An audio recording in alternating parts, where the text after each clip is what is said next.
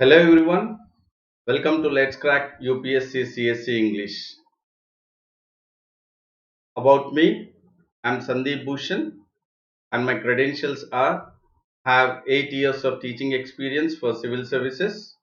I teach international relations, internal security and in-depth analysis of Hindu editorials and articles. And this class or this session is in regards to how to crack prelims 2020. And then we would go ahead with the topic today, which is very important for the prelims and also for the mains examination. And I would also discuss like how best we need to look at the editorials, articles and even the news items, that we have to look at it in regards to the comprehensive manner. We have to focus on the keywords. We have to focus on whether there is any possibility that the question could be framed from prelims point of view, that is objective, or also in regards to the mains point of view. So it is essential that while you're preparing or while you're reading an editorial or article or also in regards to the current issues, it is imperative that you need to focus it thoroughly, identifying the keywords, key phrases, wherein you will be very comfort while you're writing the prelims and mains examination. Now we will get into the topic, that is coronavirus, corona COVID-19. And then Mahesh has joined. I'll say hi to Mahesh. So we will start off with the topic, that is coronavirus COVID.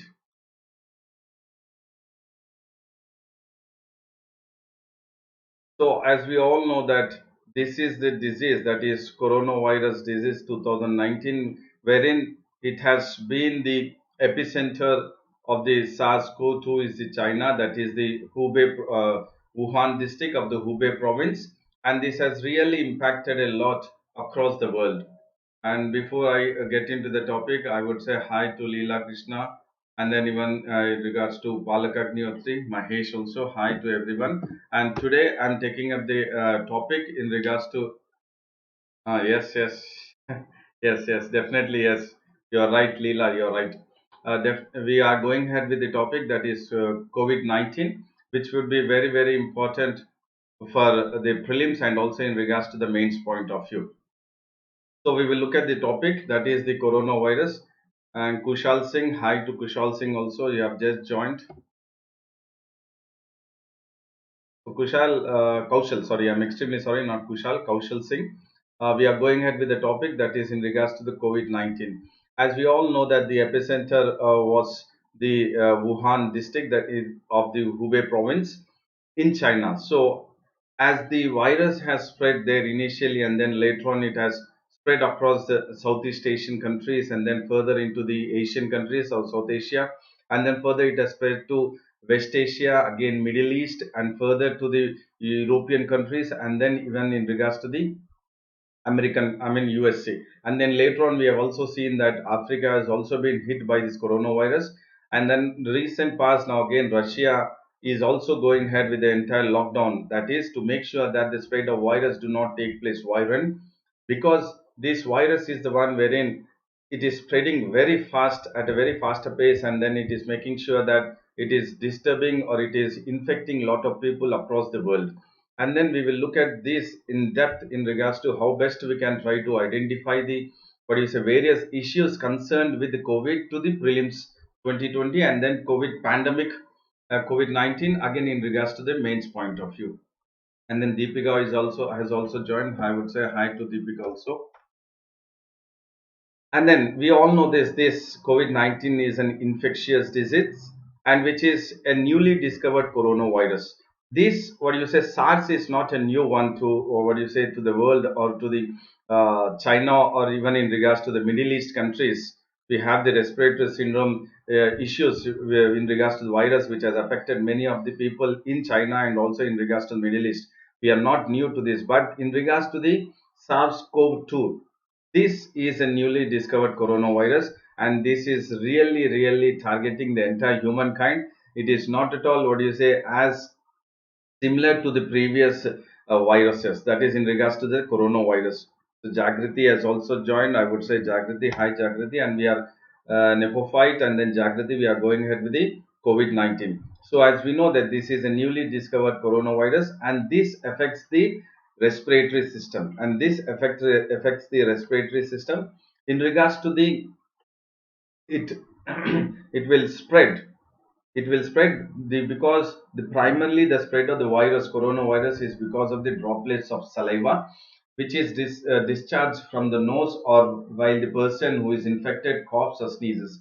So it is very clear that the virus is getting into the other human being, I mean the normal healthy human being, through the, what do you say, when we actually get it, I mean inhale, or in regards to when your hands are touching your mouth, or also in regards to the eyes. So it is a basic information that it is actually making sure that I mean the virus is becoming virulent, and it is taking the human cells as a host, and also as a, what do you say, a kind of reservoir. So it is using the humans as a reservoir, and then it is multiplying a lot, and then further it is spreading each and every time to the, whenever the human being, the one who is infected, coughs or sneezes. So this is what it is, and as of now we do not have any specific vaccine for the treatment of COVID-19, which is a newly discovered coronavirus.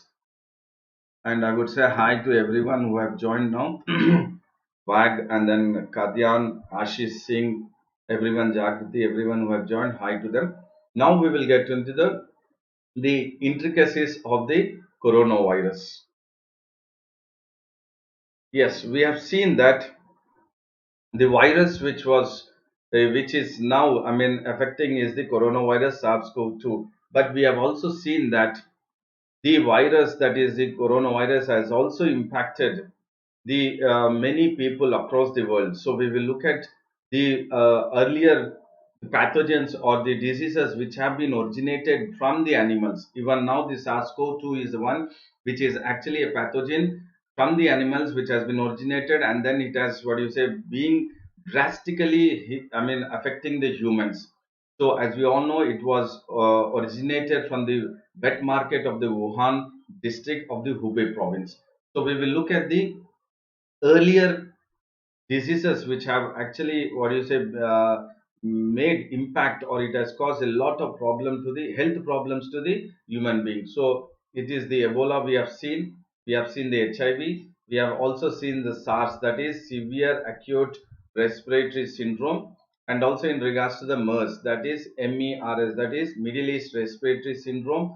We have also experienced bird flu and swine flu. So all these are definitely an alarm which has raised an alarm to the human beings, to the humankind itself, that this is what it is when we are, what do you say, getting into, or when we are actually having, or the spread of pathogens from the animals to the human beings. When it takes place, these pathogens are the one which carries the disease, or the bacteria and the viruses, and then it enters into the human being, and then it causes lot of problem. And in many of the cases it is the respiratory syndrome, and also the new one which has been badly hit to the humankind, that is SARS-CoV-2 or the COVID-19, is also in regards to the respiratory problems. And this has really caused a lot of, what do you say, pandemic, and it is a potential pandemic which is in the recent years which is affecting, and the new, that is the COVID-19, has caused a lot of worry to the scientists itself. Why worry to the scientists? Because this SARS-CoV-2 is the one which is entirely different in regards to the genome sequencing. When we talk about, I will explain about all that. In regards to the sequencing, when we look at, it is a very different kind of, what do you say, genome, which is in regards to the SARS-CoV-2, comparing it with the previous viruses. So that is the cause of concern, and it is really worrying the scientist also in regards to how to go ahead with sequencing, how to find out whether it can be used, I mean the platform or the pathogens it can be used, so that they can go ahead in regards to the clinically tested drugs. And the one who have also joined now, everyone, Ashish Singh, and then Divya, Rahat, Semanti, Yash, Naveen and Raki, all, everyone, hi to them once again. So this is the one which is really causing a lot of concern, that is SARS-CoV-2. Raja Halabad has also joined. Hi to Raj Halabad also. And this is an invisible process which is going on. The virus SARS-CoV-2 is an invisible. It is not seen, what you said, through naked eye, but it is going ahead with making that it is almost it is going ahead with a war with the humankind or with the humans. So this is a process which is going on, and these are the one actually the pathogens which are originally found in the wild animals. And this SARS-CoV-2 is the one which is actually the pathogen which is found in the wild animals, and from the wild animals it has, what you say, lived, or it has, what you say, entered into the humans. Now we will look at the how the pathogen, it has been originally part of the wild animal, been entering into the humans. We will look at that because this is very important, how actually the pathogen from the wild animals have got into the human beings. No doubt, because of the wet market in the Wuhan district of the Hubei province, we have seen that. But still, there are various other factors wherein humans are getting into the forest. We are destructing the forest. The reasons why the pathogens from the wild animals are entering into the humans is because we are actually destructing the forest. This is very, very important. And then the others who have joined: Suhasna, Halder, Atahar Rehman, Yuva, Shubham, Arshit, Pooja, Vaibhav, everyone, all to everyone. I would say hi to everyone once again, and we are going ahead with the COVID-19 and its impact on the, what do you say, health system, its impact on the Indian economy, its impact on the political and economic, that is globally, its impact on the social behavior, its impact on the digital factors, and also if there are any kind of vaccines with the what do you say, various other firms are coming up with that. So all that we will look at it. So it is a very, very important session. Please do, what do you say, stick to the entire 1 hour discussion, wherein it will be useful for the prelims and also mains examination. And then the destruction of forest, because the humans are going ahead with the destruction, and this is because we are trapping or we are farming the wild species. This is very, very important concern for the human beings, not for the animals, because they are there, the animals are at that place, at their place, but we are barging into the animals, what do you say, vicinity. That is the most concern, which is actually we humans have to take care. We humans have to make sure that we are actually not barging into the animal zone. And once we are barging into the animal zone, and thereby what is happening is we are making that we are getting closer to the animals. Humans are getting closer to the animals once we are in the process of destruction of the forest, and also in regards to the trapping or going ahead with the farming of the wild species. So this is a concern, main concern, how the pathogens from the wild animals are being entering into the humans, and this is what we need to take care. Because okay, Trish says, hi sir, I am Trish Kumar, I read in class 8. Okay, very good, that you are also aware of all this. Trish, very aware, but for the sake of the prelims 2020 and also in regards to the mains 2020, as we all know that, I mean, whatever UPSC covers is all from the NCERT textbook, that is from the 6th standard to the 12th standard. So you can take it this as a, what do you say, a kind of a, revision kind of thing. And the one who have joined: Pushkar Patel, Sachin, and then Pink, Rinki, Trish, Vivek, Raj Kapoor, everyone, hi to them also. And virus, there are actually, what do you say, getting into the domestic animals. The pathogens which are part of the wild animals are actually getting into the domestic animals, and then again when we are domesticating or when we are close to the, what do you say, the domestic animals, again it is moving to the humans. So the link system, how the, what do you say, the virus which are the pathogens which are part of the wild animals entering into the human cells, are because the reason we are barging into the animal zone, and because of the barging or destructing the forest area, thereby the pathogens from the wild animals enter into the domestic animals, and from the domestic animals it is entering into the human cells. So this cycle is very important for the analytical point of view in regards to the how the virus or the, what is the pathogens are entering into the humans. So now we will get into the next one, that is we have seen the Nipah virus and also Hendra virus. So this Nipah virus and the Hendra virus has also created panic across the world. Across the world, it has created panic. And when we look at this lethal Nipah virus and the Hendra virus, this Nipah virus was the, what do you say, the pathogens which have entered from bats to pigs. Again, this is very, very important in regards to the prelims. If it is a kind of, what do you say, question factual point of question being asked in the preliminary exam. Nipah virus is the virus or the pathogens which transfer from bats to pigs, and then Hendra virus are the one which the virus spreads from bats to horses. And this is actually what you say underscoring in the sense it is highlighting the way we are maintaining the viable ecosystem. So as we are not maintaining the viable ecosystem, we are not what do you say going ahead with the ecosystem what we have to follow it. That is why we are actually getting that virus from the wild animals to the bats, that is the bats, wild bats, because as we are entering into the forest areas and the bats further are entering into the human habitats. Please do understand this logic. As we are entering into the or we are barging into the animal zone, and these wild bats, because they are the forest we are destructing, the reason they are again what you say they are trying to find places, and these wild bats are entering into the human habitats or human surrounding, and thereby again from the what you say wild bats the virus is entering into the or entering into the various what do you say getting into the wet markets as we have seen in the Hubei province, and then further into the humans. And then I would say hi to everyone who have joined. Hi to all. And we are going ahead with the COVID-19, which is very important in regards to the prelims and mains point of view. We will cover the entire course of discussion in regards to the from the basics to the mains point of view. From the basics to the mains point of view, I will cover. So we have a kind of what you say in the prelims and also mains we have something called as national parks and also biospheres or biospheres and the national parks. The reason why we have the difference between the national parks and the biospheres, anyone please comment on that, the difference between the national park and the biospheres, anyone?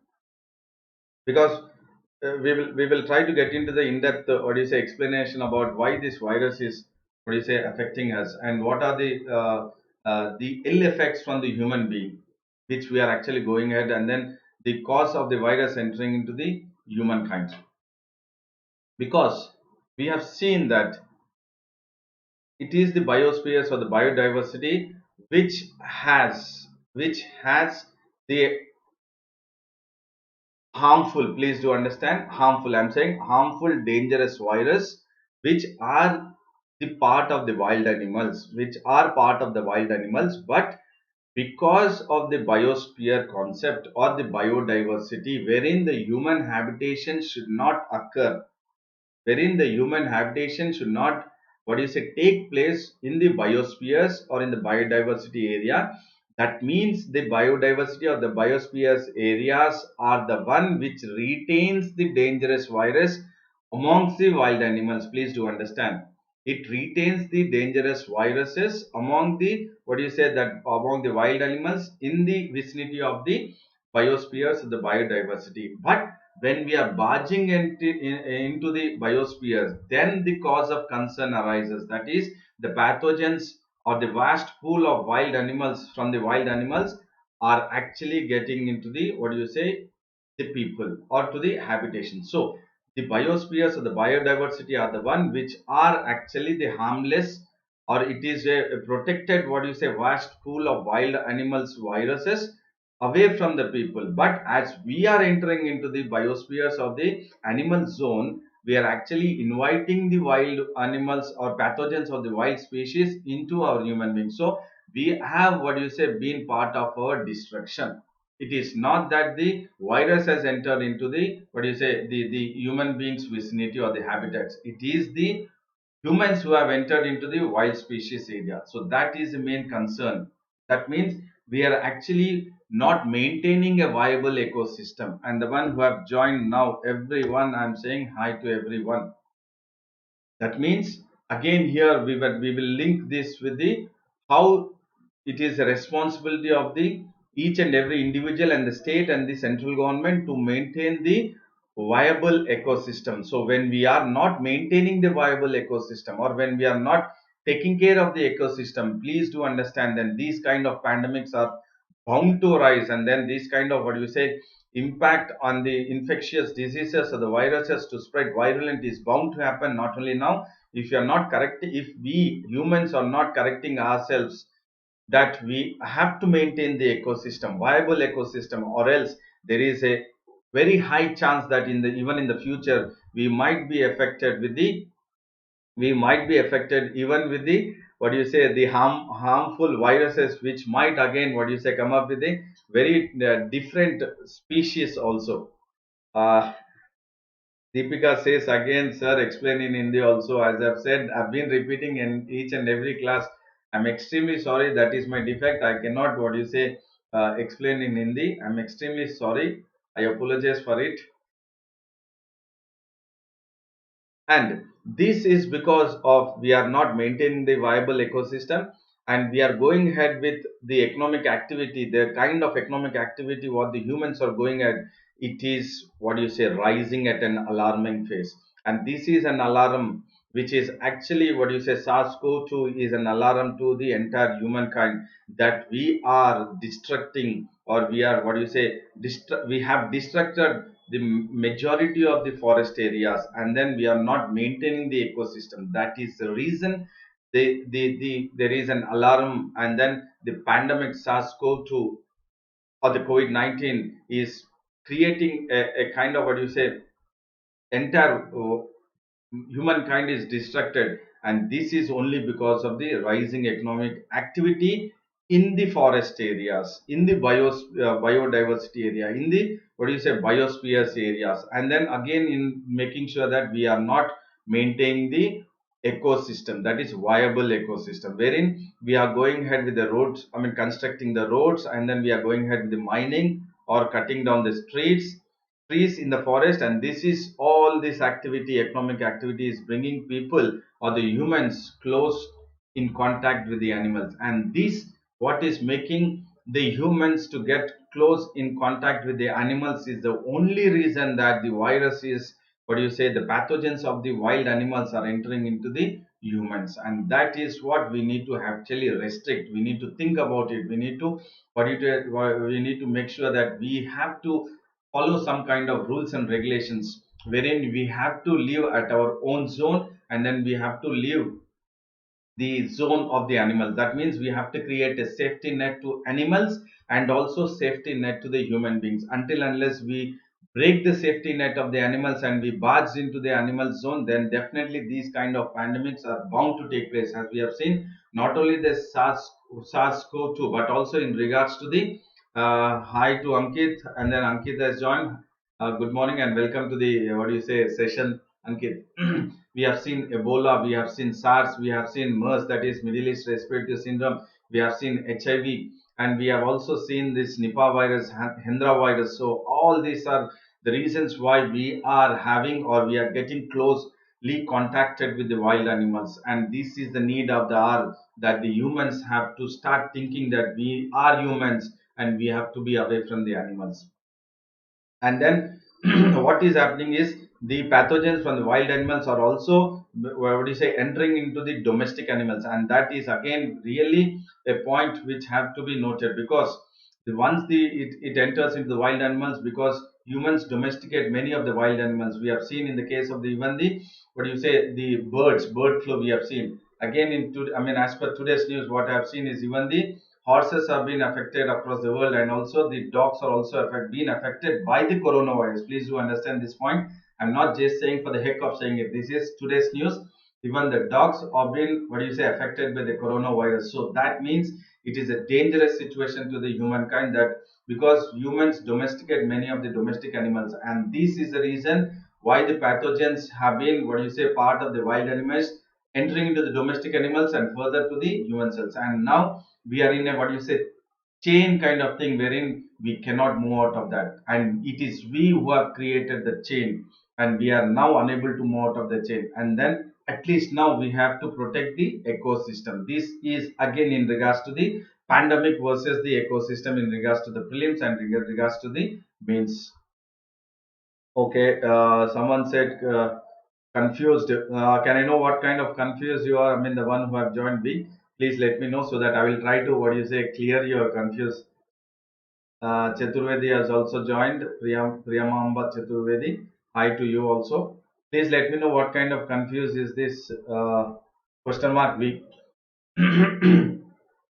and then this is what it is, the government, and then it is the central and the state governments have to stop a kind of what you say getting into the power projects, and then make sure that we roll back all the diluted environmental clearance system. And this linking of the pandemic COVID-19 with the ecosystem or in regards to the environmental clearance system is also very very important, because we are looking at that we strengthen the mandate to the states which have what do you say which we have left the protected areas. Now it is very important that when the clearance is being given by the environment or the from the environment system, that it is we need to look at the mandate, or we have to what do you say make it very stringent that we are not or we leave the protected area, that is in regards to the biospheres and the biodiversity. And this is the cause, I mean reason why the these are the reasons why the pathogens from wild animals have entered into the humans or human habitat. No doubt, the epicenter, that is a Wuhan, the wet market in the Wuhan, that is one of the reason, and the other reason is in regards to when we are linking the pandemic with the ecosystem or the environmental clearance system. So this is how the linking has to be done for the prelims analytical point of view and also for the mains point of view. And now we will look at about SARS-CoV-2 virus.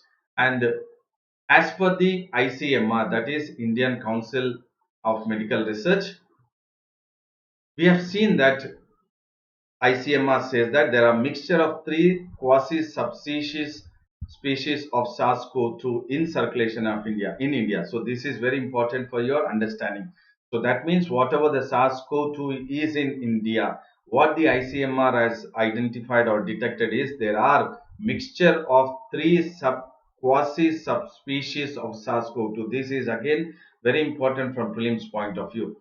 So the kind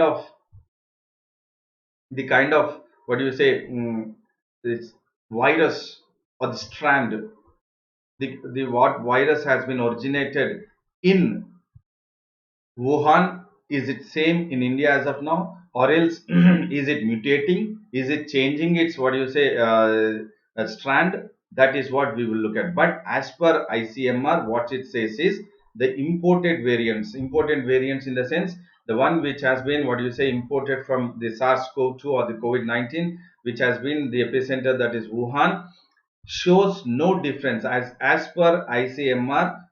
The ICMR says that the place which has been origin, and then now whatever we have seen in India, the Indian strain is the same. I mean there is no difference of this strain or compared to the Wuhan SARS-CoV-2 to the one which is now prevalent or which is what is spreading in India, that is SARS-CoV-2. Both are almost the same. That is, they say that there is, can it be cured? Yes, Subrata Das says that can it be cured? I will definitely. That is what. Okay, I will reiterate my what do you say the way I would go ahead with the lecture.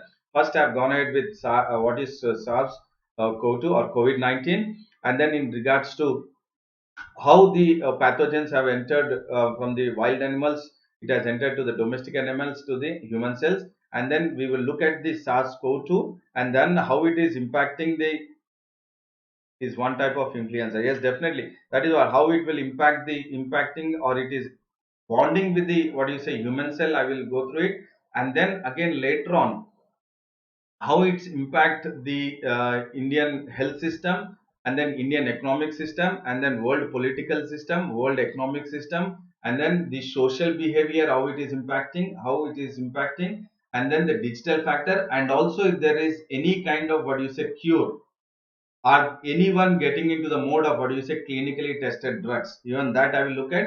And then also in regards to the whether we can try to identify the what do you say the one who have been quarantined by various what do you say technology. So all these I will what do you say cover in this session. That is what I am saying. Please do what you say focus step by step. I will go ahead step by step. I will go ahead with in regards to the diseases. And then someone is asking Manish is asking, that's a airborne disease.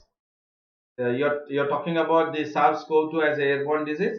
It is a what do you say the virus which really would be in the air only for few what do you say minutes or so, but it will, as the virus is heavier, as the SARS-CoV-2 is heavier That is the reason it will not, what do you say, be in the air for longer period of time. It will settle down on any of the surfaces, and when we touch the surfaces, then it will be, what do you say, if you are touching with the hand, then it will, what do you say, it will get into the hand, and then further again it might, various chances that if you are, what do you say, putting the hand into the mouth or nose or eyes, then there is, or when we eat, then there is always a possibility that it will enter into the human body or human cells.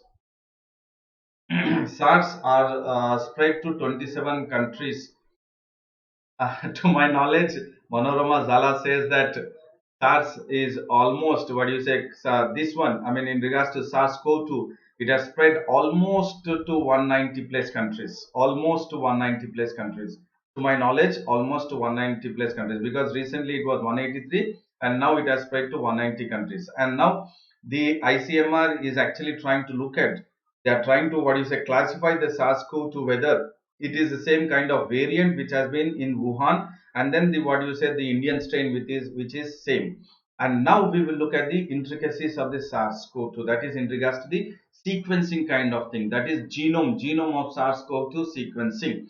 So now when we look at this COVID-19, that is, it is caused by the clinical diagnosis are going ahead. Yes, Manish Pramanik says that clinical diagnosis, wherein the clinical diagnosis, I would also again talk, because you have asked now, I will tell it. I mean, the ICMR has asked the doctors to go ahead with the giving the hydroxychloroquine, which is an anti-malarian drug which can be used for the infected, what do you say, patient, but it is not the, what do you say, drug for the SARS-CoV-2. It is an, what do you say, kind of, wherein we can try to restrict the bonding of the SARS-CoV-2, that is the spike protein, with the human cells. I suppose Manish Pramanik has understood. Clinical diagnosis are going ahead, and then as of now, because India, I mean, they are Indian, ICMR has suggested that you can go ahead with the hydroxychloroquine.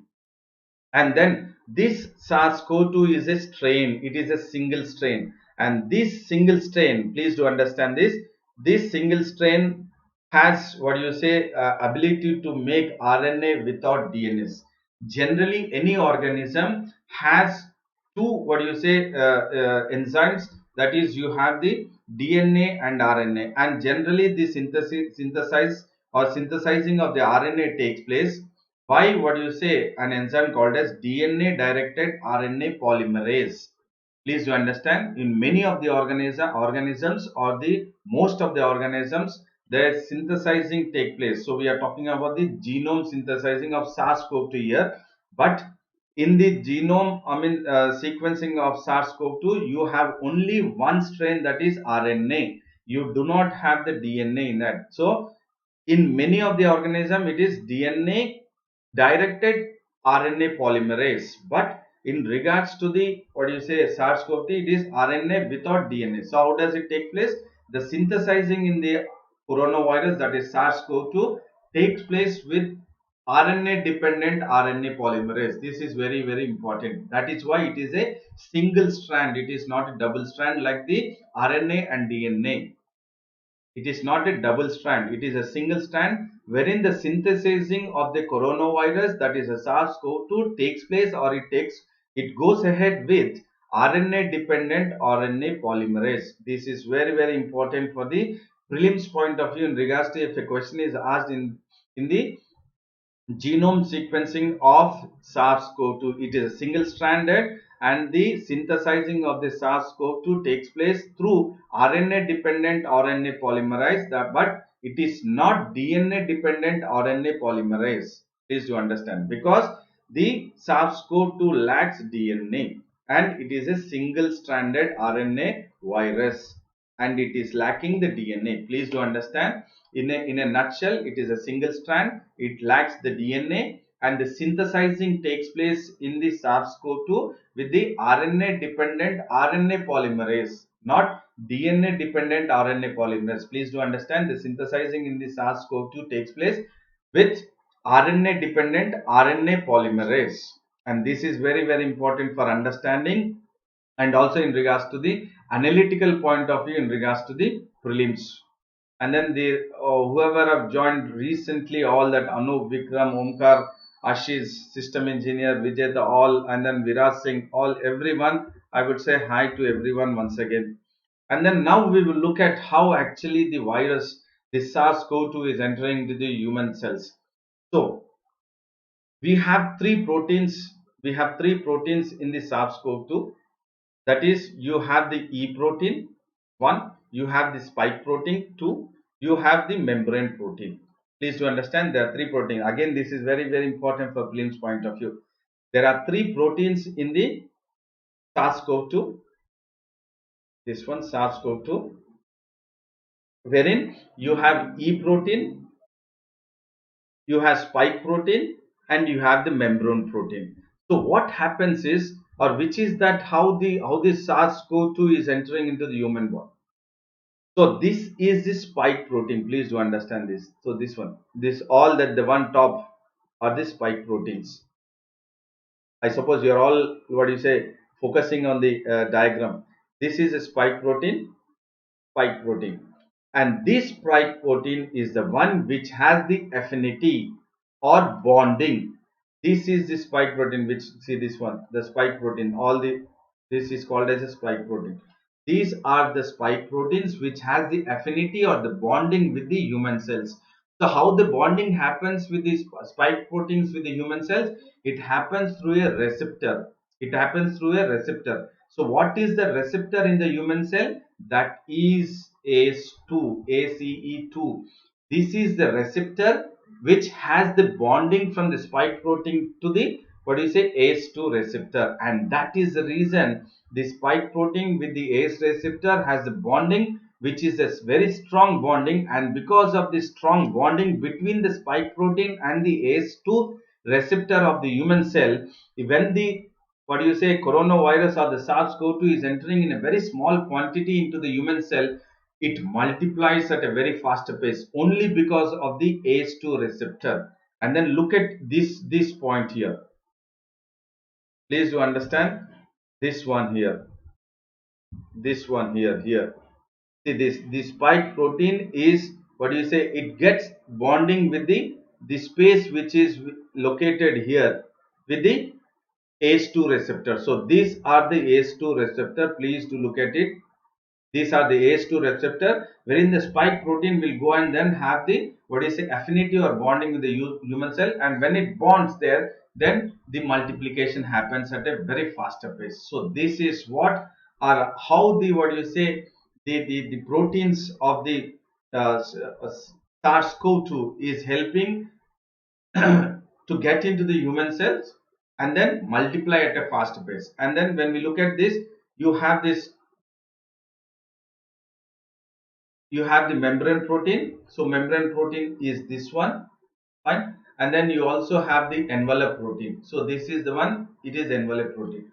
So there are three proteins: E protein, spike protein, and membrane protein. Amongst all this, which is a protein which, what do you say, is having affinity to the human cell, that is the ACE2 receptor, it is only one, that is a spike protein. If it is given in the prelims, which among the following proteins has the affinity to the human cell, that is the ACE2 receptor? It is not, what do you say, E protein, or it is not membrane protein, it is spike protein.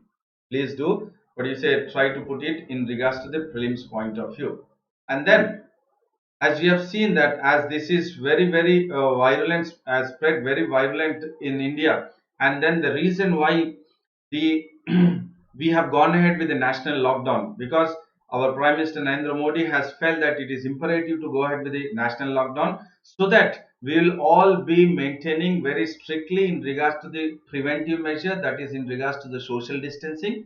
That is, when we are when we are following, what do you say, the social distancing, that means we are all voluntarily accepting the quarantine. Please do understand this, we are all voluntarily accepting the quarantine. Then when we are all, I mean the entire 1.3 billion people are voluntarily accepting the quarantine, that means we are maintaining the social distancing. When we are maintaining the social distancing, it implies that we are all together to break the chain of the transmission. we are all together to break the chain of the transmission of the SARS-CoV-2. And then what is essential at this moment is that we have to be under national lockdown. Why is it necessary that we have to be under national lockdown? Because I will add this point here again, because of the health system of India, the health system or the health infrastructure of India is not that high enough to handle if many people, or in regards to what you say, infected people would increase in exponential manner. It will, if it surges in exponential manner, then the health infrastructure is not ready, or it doesn't, or it cannot cope up with the giving the diagnosis or the treatment to the n number of people. So what was very imperative is that we were bargaining time. Prime Minister of India and the entire, what do you say, government machinery were bargaining time to make sure that infection doesn't spread virulent. And that is the reason we have all gone for voluntary quarantine. And now we will look at the word quarantine, because as we all were thinking that it is just quarantine, but there is something beyond this quarantine. And then we will look at the legal implications of the quarantine, and also any judicial review in regards to the quarantine. And the one who have joined now, I would say hi to everyone. And then this is the, what do you say, measure what we have taken to safeguard the entire health of the people. And then this quarantine is not a new one. And then Shreya says that, morning sir, good, very good morning. And then quarantine is not a new one. It's not because of only SARS-CoV-2 or the COVID-19, the entire world is what is under national lockdown or quarantine. No, it is the oldest mechanism which has been used to make sure that the make sure that the spread of bacteria infections doesn't go, doesn't spread very virulent. So that was an oldest mechanism. Quarantine is a medically accepted mode, and it is a oldest mechanism to make sure that the spread of the virus or the spread of the bacterial infectious will not spread virulent. And then it was actually taken into consideration as a law, as a stricter law, quarantine. Not now, it was way back in 1824, that is 196 years back itself. In the it was taken up in the US Supreme Court. This is very important again for prelims point of view. In the, what do you say, US Supreme Court, wherein the entire, what do you say, the house or the entire judges have come together, and then the Chief Justice of Supreme Court then was John Marshall, wherein he has enacted quarantine laws. Now we have linked with the COVID-19 with the quarantine, again national lockdown, national lockdown with the quarantine with the quarantine laws. So please do understand the way we are going ahead with the linking, and then how we will move forward further for the prelims, and then in regards to the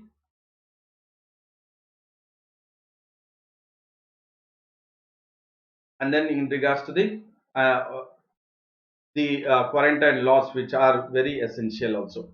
And then this has taken up as a law to impose health regulations. So for the first time in 1824, it has taken up by the US Supreme Court itself. And then there was a law again taken up, wherein the quarantine or the isolation of the one who have been infected by the virus or the bacteria were actually been, what you say, isolated for 30 days. And that was in Trentino. That is, Trentino is a province in Italy. Trentino is a province in Italy, wherein this isolation has been taken up. And then later on, from Italy, many other countries have also adopted similar laws. But again, later on, they felt that those days, that 30 days is not sufficient for isolation, so they have enhanced to 40 days. And then they have enhanced to 40 days. And it was, what you said, the word what we are using, that quarantine, is originated, or the origin is from the Latin word, that is the Latin word quadraginta. Quadraginta in Latin means 40. So they have enhanced the, what do you say, 30 days isolation to 40 days, and this 40 days or the quarantine means that is for 40 days, and that is the word which has emerged, or the origin is quadraginta. And this 40 days detention is actually for the what do you say, the travelers who were traveling in the ships, or the what do you say, the who were going ahead with across the seas, who were traveling across the seas and then various countries, whenever they're catching, what do you say, they catch with various diseases and viruses, they were quarantined in the ships itself. And that is how the what do you say, the background of the history of the quarantine has started. And now we will go ahead with the what do you say, the India has gone ahead with the lockdown, and now it has been almost more than a week the national lockdown has taken place. And now it is very important that what is that measures we need to go ahead with. Trentino means, yes, okay, Trentino means it is a province in how it detected. Oh, Manish Pramanix, how it detected, in the sense I didn't understand. You're talking about SARS-CoV? No. Then it was like, okay, then it was, they were considering any kind of pathogens, any kind of pathogen, that is, it could be virus or it could be any kind of bacteria. Because of this bacteria and virus, many people who were traveling across, what do you say, various countries through seas, they were actually being affected, and they were, what do you say, catching, they were ill, I mean they were facing illness. So in that regards, they were, what do you say, going ahead with isolating the people who were traveling in the ship itself, that they have to be quarantined in the ships.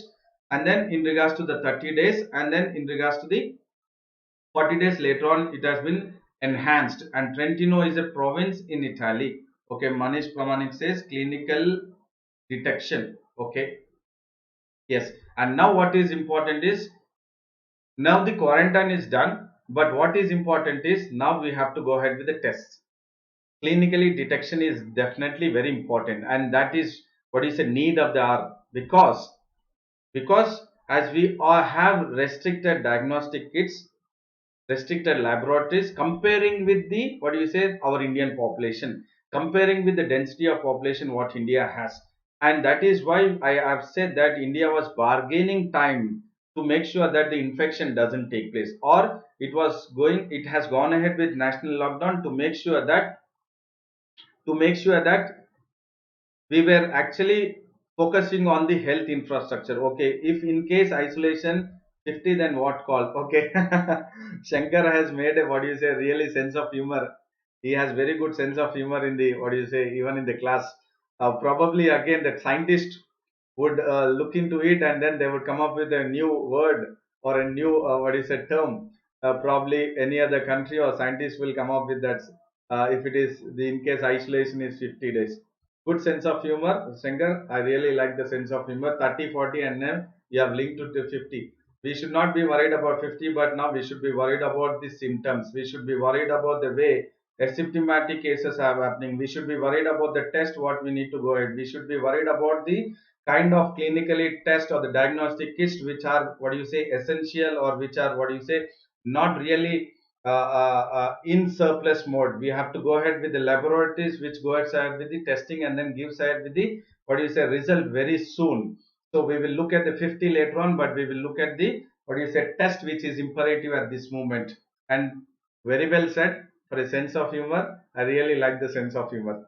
And then we have seen many cases that even though an individual,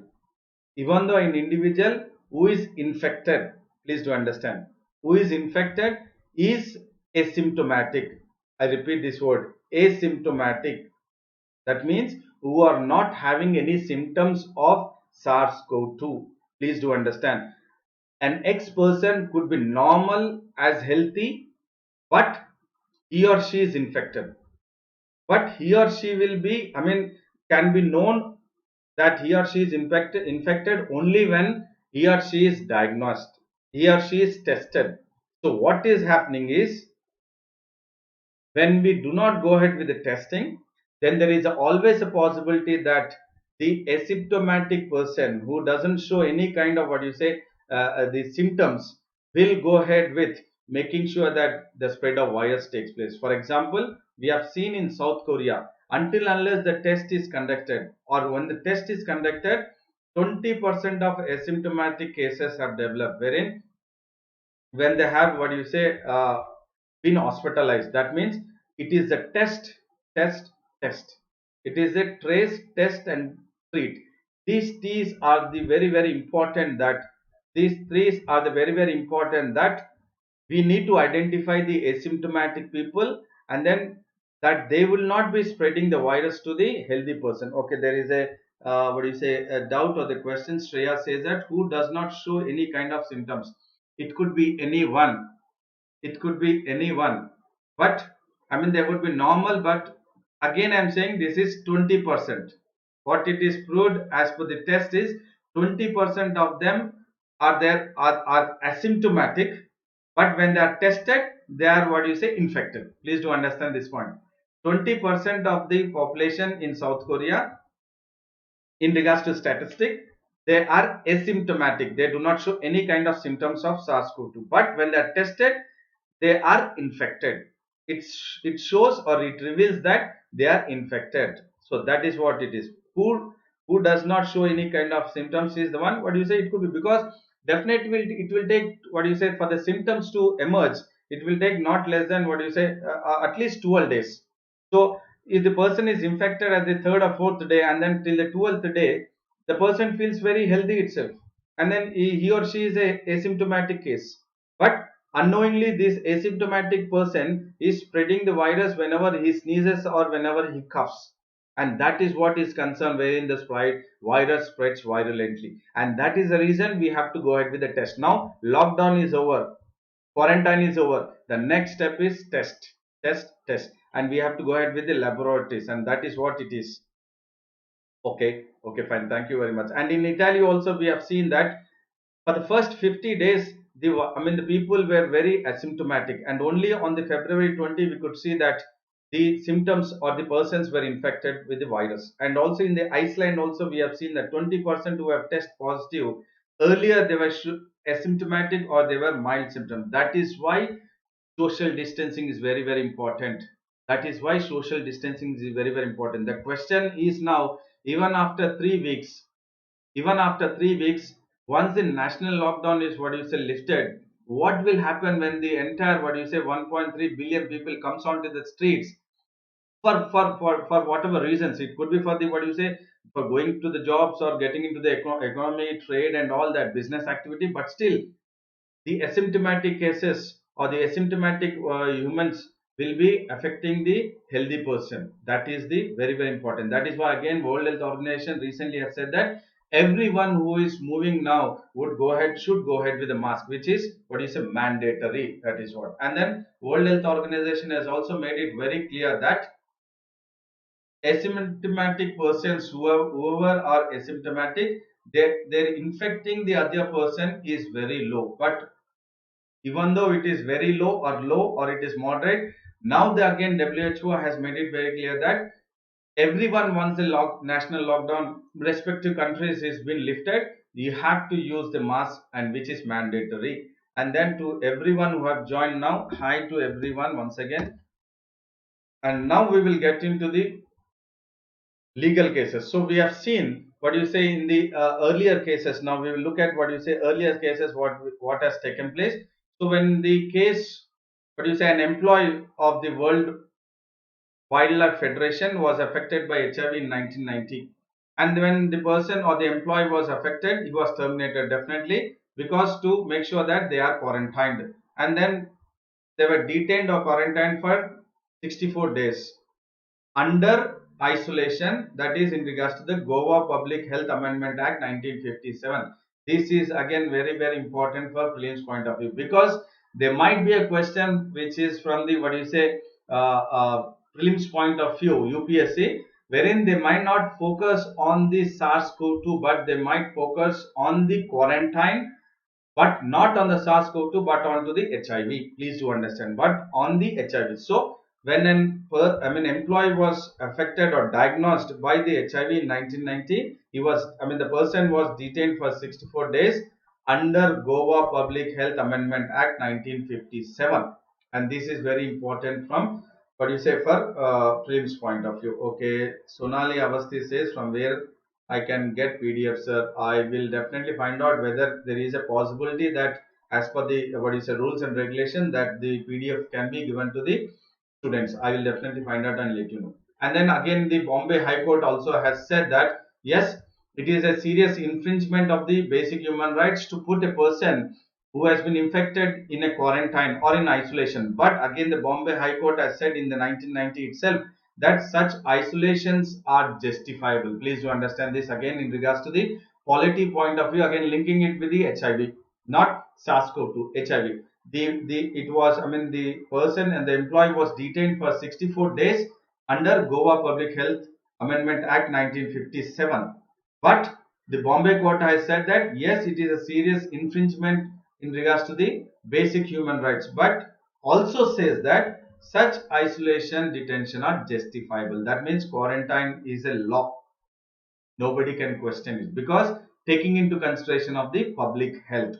And then 2014 also, we have seen a nurse of New Jersey who was, what do you say, Kaki Cox, was a health worker or a nurse who has been who has served in Africa in regards to the Ebola patients.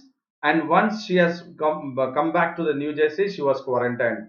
So again, there was, what do you say, hue and cry that how could this quarantine take place. But again, the US has said that it is for the welfare of the public health we have quarantined, and that is what we are trying to focus on. Few legal cases can take place. That means isolation can be done, quarantine can be done. And then again, we have seen in 1957 to the Epidemic Disease Act, the powers has been given to the central government to isolate or quarantine the person who has been infected by any kind of disease, not only SARS-CoV-2, any kind of bacterial or virus infection, or who is, what do you say, an ill which could cause a public health emergency, so they can be quarantined. And then we will look at the few other judicial reviews.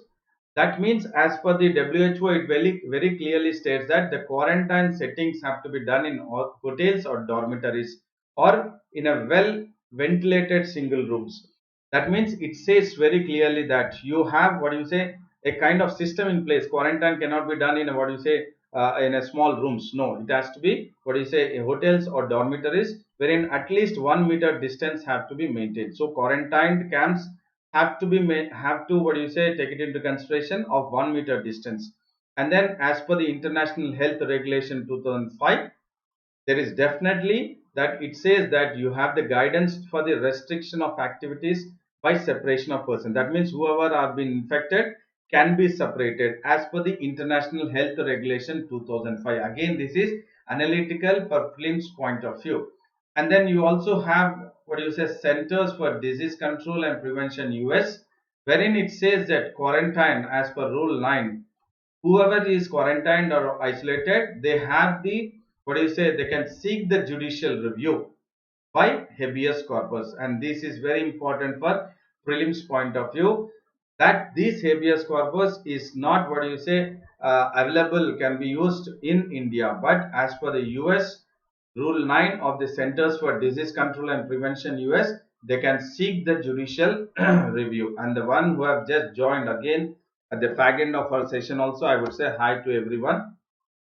And then here in this case in India, the Supreme Court has taken a suo motu case in regards to the pandemic, that is COVID-19, in regards to SARS-CoV-2, because the overcrowded prisons in India, extremely sorry, that they said that whoever can be released because of looking into their their importance, that they have the good feedback, they can be released, and then they can be, what do you say, overcrowded of the prison should not be. And this is in regards to the suo motu which has been taken up by the Supreme Court of India.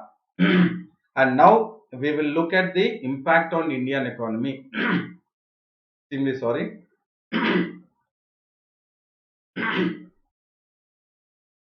I would extend it for, what do you say, 10 to 12 minutes if you don't mind. I will cover the, what do you say, the impact on Indian economy and then the later part of it. Please don't mind.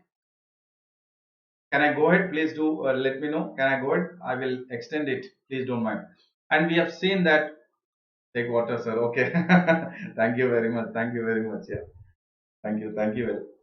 And then as per the impact on the, what do you say, COVID-19 on the Indian economy. So Asian Development Bank has said that Indian economy would impact by 29.9 billion US dollars because of the COVID-19 or because of the entire, what do you say, the imports and exports which has been to a standstill across the globe, global trade which has been standstill because of the COVID-19, the Indian economy will cost by 29.9 billion US dollar. But the industry has estimated, that is the Confederation of Indian Industry has estimated, because of the national lockdown, what impact the Indian economy would have. That is, it has estimated 120 billion US dollars, which is equivalent to the 4% of India's GDP. This is very, very important for prelims point of view also, and also when you're writing a mains answer, impact on the Indian economy, you can make this point. As per the Confederation of Indian Industry, because of the lockdown, GDP, gross domestic product, okay, probably we will get into that when we are actually looking into that, what do you say, economy point of view, gross domestic product. So this is the 120 billions of impact it will happen on the Indian economy, that is equivalent to the 4%. And then the CIA also says that there would be a lot of stress on the financial sector, and it would take at least 6 months, it would take at least 6 months for the business activity to come to a normalcy. That means, look at the impact, it will take at least 6 months to restore normalcy to the business activity to continue. That is the impact on the of the COVID-19 onto the Indian economy. And also in regards to the stock market, or in regards to the National Stock Exchange and the Bombay Stock Exchange, or in regards to the Indian equity markets, we have seen that the foreign portfolio investors or the foreign institutional investors, these are the two: foreign portfolio investors, foreign institutional investors are the one who invest in the stock market, Indian stock markets, that is in the National Stock Exchange. Okay, Anand GB was also asking, GDP means what? It is gross domestic product. That is the entire, what do you say, the entire, the kind of, what do you say, the national domestic product. How we can go ahead with estimating how much, what do you say, we have the expenditure, and then in regards to the revenue, how much we have, and what would be the impact on the, what do you say, the national gross domestic product is the one which is actually into that. And then it says that they were removed almost 1 lakh crore of rupees in a single month. So that is the biggest impact on the Indian economy. That is the biggest impact on the Indian economy. The foreign portfolio investors, and then the foreign institutional investors. And also in regards to the, if you look at the downfall, or the Sensex benchmarks had, what do you say, fallen down in 1 month, which was, what do you say, very bad compared to the 11 years back. So it was a drastic fall or impact on the Indian market equities, that is onto the stock market. So this is impact on the Indian economy. And then when we look at the impact on the pandemic in regards to political and economical, so when we look at the kind of, what do you say, epicenter which has started with the Wuhan, and then later on shifted to Europe, and then further to the US. And when it has shifted to the epicenter to the US, we have seen that many infected cases and the death cases now being reported are from the US. So because of this, the US equity markets have been badly hit. Because the US equity markets have been badly hit, the investors, the foreign investors invested in the American equity markets are pulled out from the American equity markets, and thereby what has happened is the US equity markets have come down drastically.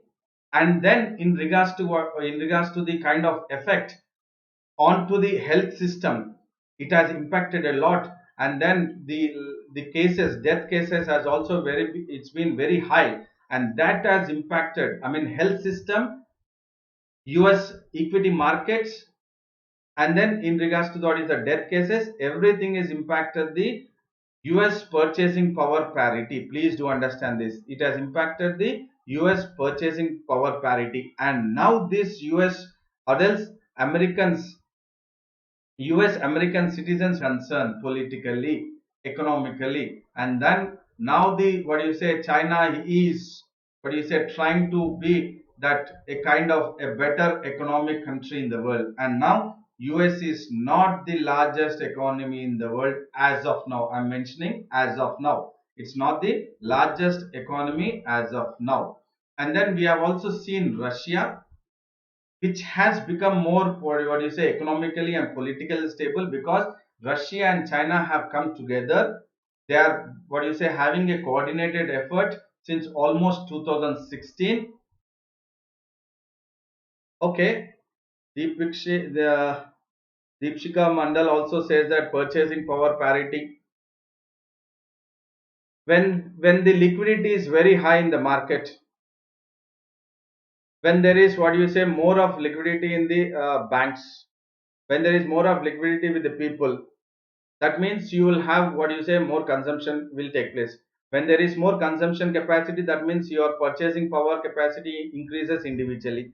Thereby, when there is no money circulation, or when there is what you say money is being sucked from the American markets, when the money is diverted to the health infrastructure, when the money is being what you say spent on trying to protect the lives, that is onto the health system, because the health system in regards to the US is 10% of the US the budget, that is in regards to the GDP, 10%. But when it is compared to the India, India has only 1% of its GDP. So when it is allocating 10% of the entire what you say GDP, or 10% of the GDP to the health US, so much of money is being diverted to the health infrastructure. So thereby what is happening is the money circulation is not happening, or there is no liquidity in the market or in the banks.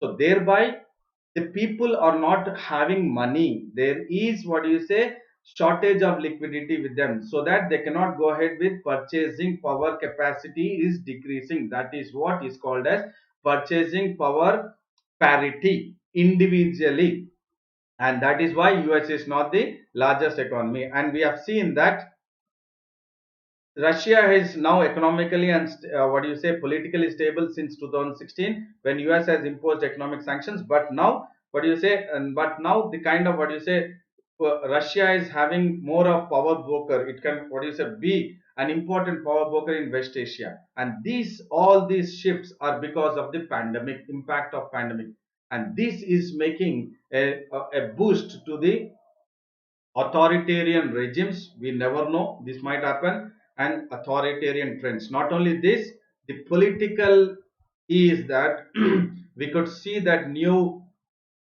liberal international order. That means you could have a new international economic order which would come into existence. That is called as NIEO, New International Economic Order. See, look at the way pandemic and then politically now how China and Russia are trying to what you say emerge more politically stronger, and then China and Russia are trying to emerge more economically compared to US, because as we have seen since 2016, China and what you say Russia are coming together to fight against what you say the kind of hegemony which the US is actually taking up. And then we have seen since almost 2 to 3 years the trade war between US and China, and now because of the pandemic, the political stability is happening more in what you say China and Russia compared to US, and also the economic stability is also happening is in China and Russia compared to the US. So the pandemic impact on the global political and economical.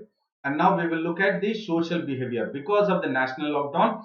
What has happened is, as it has been extending, we have seen the most one who were affected very drastically was the migrant workers. We have seen because of the national lockdown, the migrant workers were the one who have lost their jobs, and because they have lost their jobs, they were trying to get back to their respective states or villages, and in the process they were what do you say stopped at the national highways or the state highways, and then they were quarantined and then put in the quarantine camps, and then that is making them what do you say kind of a kind of what you say that whether they are not being able to go back to the places, and that is causing a kind of what you say serious anxiety or a fear that it might pose into the mental problems, because the one who doesn't have jobs, that is the one who are working in the unorganized sectors or the informal sectors, who do not have jobs, who do not have income, but still they are quarantined, they are under fear, they are under what you say a serious anxiety, serious agony, and that will create a mental problem. And this according to many psychologists it says that it would, what do you say, make them get into the mode of suicidal tendencies, or immediately they would have a fit of anger, or they would get into the depression, or also they would also get into the mode of alcoholism. And this overall they would have a behavioral pattern, an impact on the behavioral pattern. So look at the national lockdown, look at the quarantine, look at the social distancing, and linking it with the, what do you say, jobs, no employment, no salary, no income. That will impact socially, the social behavior, and then the social pattern. That is how the pandemic versus social behavior of the social, what do you say, behavioral patterns. And this inequality of incomes also makes this population, because 40% of the Indian population work in the informal sector and the unorganized sectors, and these are the one who are now without jobs, without income, and they are the one who would face a common malaise in the sense a kind of disorder, because everything will be in place, at least for time being, if you have money, that is if you have job, if you have a income. If that is not there and you are socially distanced, and then you are locked down, you are put in a quarantine camps, that will impact, what you said, the social behavior. And further, the social behavior can also lead to the major law and order situation also. So the way we are linking it with the, what is the impact of pandemic onto the social behavior, further behavior pattern, when we are linking it with the behavior pattern, the next step is the, they might get onto the roads and then just go ransacking, and then they would do the wish, because they are into the total anxiety, the mental disorder that takes place. So they might get into the, what is a sickness, a disorder, and that might create a law and order situation. That is what is important for the government, because Prime Minister Narendra Modi, when he was talking to the, having a video conference with the chief minister, he has said that please go ahead. He has, what do you say, suggested, or he has requested the chief minister to go ahead with the brainstorming to find out suggestions to make sure that we have a common strategy exit. Please do understand, a strategic exit from what? National lockdown. National lockdown, wherein again these people will not come onto the roads, and then because of the behavioral pattern, change in the behavioral pattern, impact on the social behavior, which might not create to the law and order situation. So that is very, very important. And now we will look at the impact of, what do you say, pandemic on digital factor. So we have seen that because of this, the entire, what do you say, the nation, as we are also experiencing that, because of this we are going ahead with the digital authoritarianism. Not really, but we are going ahead with the, what do you say, digital mode of thing, that is in regards to the, what is the work from home. But there could be a kind of, what do you say, because of the COVID-19 or these kind of, what is the pandemic situations, there would be digital authoritarianism. That means they would be focusing on each and every individual. That means you are under total surveillance, and this will create, what you say, kind of digital autocracies. This will create a kind of digital autocracy, and that will lead to digital repression. That means a suppression of the kind of domination will take place, because people we, I mean, law and order situation of, I mean, the government machinery cannot come onto the, what is the streets because of the pandemic. If it worsens, I'm saying, if it worsens, so digital authoritarianism might, what do you say, come into existence. And then we have seen that China's authoritarian method have come into existence, or it has helped the China to contain the spread of virus. And then, as we have seen that, as it is the age of artificial intelligence powered surveillance added to the digital authoritarianism, it will impact on the digital factor itself, and then that will create to a new social management. Please do understand this keyword for the mains point of view, social management. The outcome of the pandemic or the SARS-CoV-2 COVID-19 is social management. Discuss or comment. The outcome or the emergence of the COVID-19 or SARS-CoV-2 is the social management. Comment or, what do you say, discuss. And then who have joined now also, I would say hi to everyone. We are almost, what do you say, to finish it. Just, what is it, probably 5 minutes or so we will wind it up. And then I mean, students were asking, aspirants were asking about the, are there any, what do you say, drugs? Yes, Bharat Biotech is all set to develop and test, is all set to develop and then test in regards to the an intranasal vaccine that is called as Coroflu. This is again important in regards to the prelims point of view. As I said, I will take up each and every topic in this session, which will be useful for you for prelims and mains point of view. So Bharat Biotech is all set to develop a test, that is a drug or a vaccine which is an intranasal, which is called as Coroflu, and this is a one drop vaccine, and this is in collaboration with the international collaboration of virologists at University of Wisconsin Madison and another vaccine firm called as Flugen. Please do understand this for the analytical prelims point of view. And then Bharat Biotech. See, that means along with the Bharat Biotech, it is the University of Wisconsin Madison and then Flugen, wherein all these three have come together and they are all set to develop a test or a vaccine, that is intranasal vaccine. And this Coroflu is a backbone of the Flugen's flu vaccine, which was already known, called as M2SR. So we'll just look at how it actually vaccine gets into the human body, and then it will make sure that the spread of virus or the SARS-CoV-2 doesn't take place. Spread of in the sense the multiplication or taking the human cell as a host or a reservoir, it doesn't multiply. So this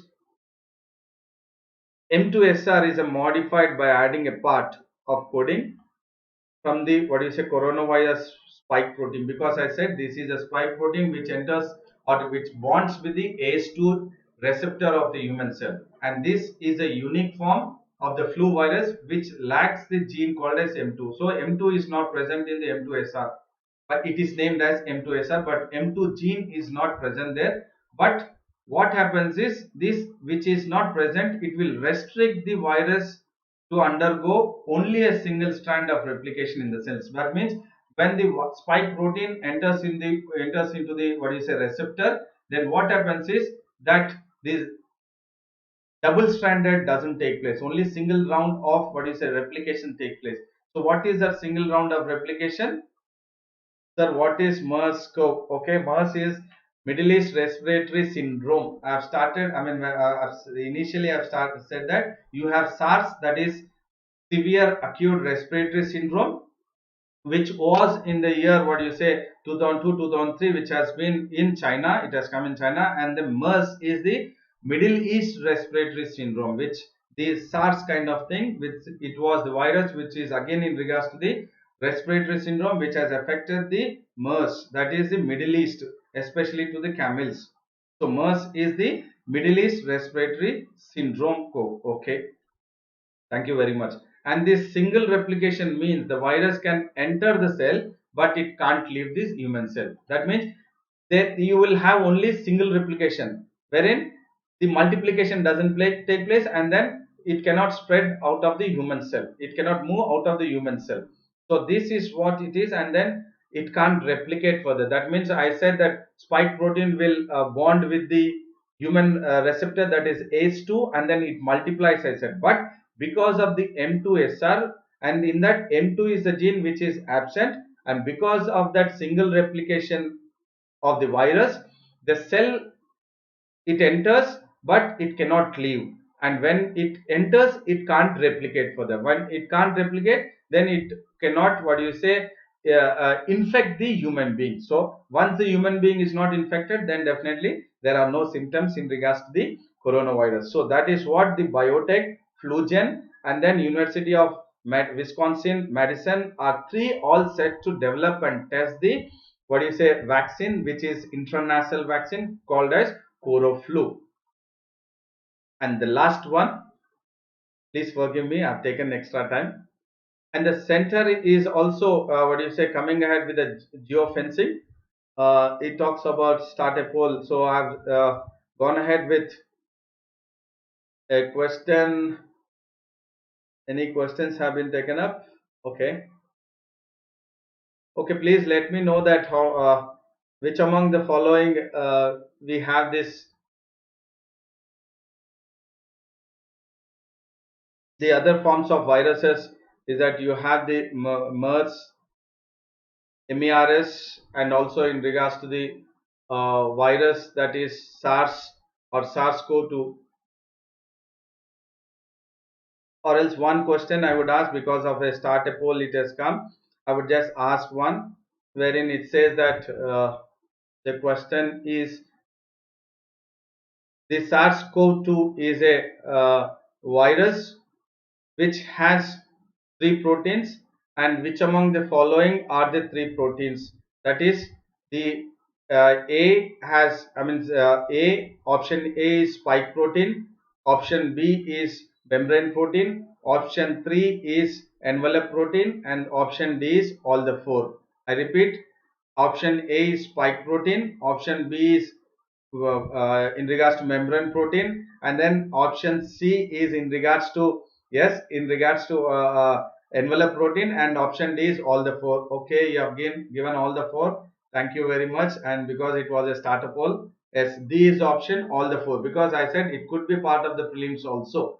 So all the proteins, that is the three proteins which are amongst the SARS-CoV-2, but the one protein which is only infecting, or which has the affinity or the bondage to the human cell receptor ACE2 is which among the which is the protein? Please let me know. Please type whether it is, what you say, A, spike protein, or membrane protein, or envelope protein. Yes, spike protein, that is very good. It is a spike protein. Now we will look at the, what you say, geofencing, which has been, what you say, developed, or the center has come up with.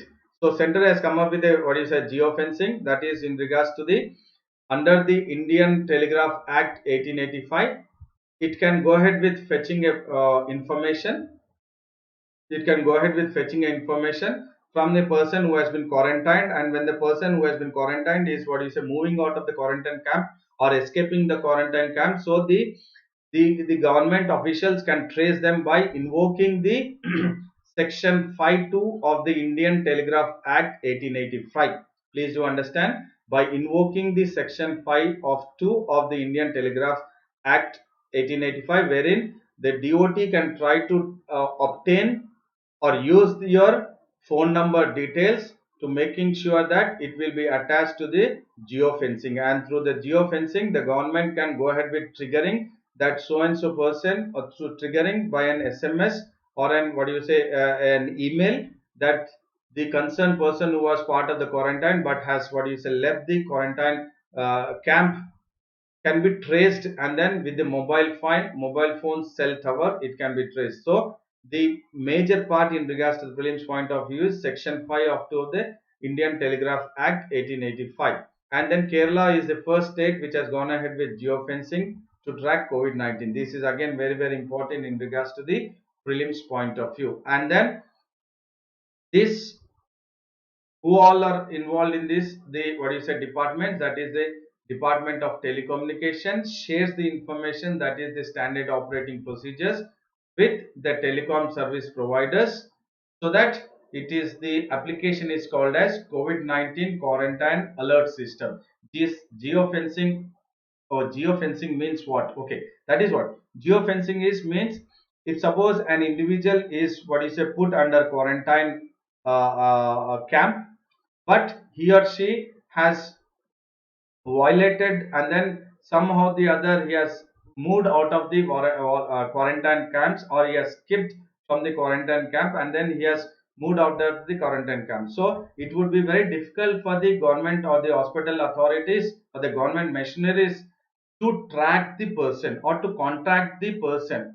So in that case, what they would do is, with this geofencing or COVID-19 quarantine alert system, please do understand, with this COVID-19 quarantine alert system, they would go ahead with tracking the individual's phone number, because when they get into the quarantine camp, they will definitely note down their mobile number, and then they would go ahead with their, what is it, details. The entire details would be with the in the quarantine camps with the officials. So again, when the person is missing from the quarantine camp, they can detect it by the COVID-19 quarantine alert system, and that can be done with the Department of Telecommunication by invoking, this is very important, by invoking the Indian Telegraph Act 1885, by invoking section 5 of 2 of Indian Telegraph Act 1885. So This again gives the standard operating procedures. So this is again when they try to detect or locate the person. What is important is, as I said, three T's are important: tracing, testing, and treating. So what is first? Tracing is, by tracing can be done by the COVID-19 quarantine alert system, and then testing can be done by the, in regards to the diagnostic kits in the laboratories, and then treatment can be going ahead with the health infrastructure which is being provided in our country. So overall, if you look at, all these are being taken up very standardized in regards to the what do you say, the entire government machinery put in place. And now at this moment, after the national lockdown, testing is very important, and because of this, the what you say, geofencing is the one which is what you say, very very important from the DOT, which has come up with that. And this could be again a preliminary question. So we have looked at the entire what you say, COVID-19, right from the what you say, how it has impacted the humans, again how the the pathogens have entered into human cells, and then we have spoken about, or we have looked at the genome sequencing, and then we have also looked at the the kind of what you said, it is entering into the human cells, all the proteins we have looked at, and the impact on the health system, impact on the economic system, impact on the political and then global economic system, social behavior, digital factors, and then the Bharat Biotech, wherein they are all set to develop and then go ahead with the clinical test. And also in regards to the, now we have seen the geofencing, wherein it is the COVID-19 quarantine alert system. So I feel that all these were very very important, even though it has been dragged to almost 26 minutes extra. I feel this, it was what you say, informative, and then I make sure that it is all good.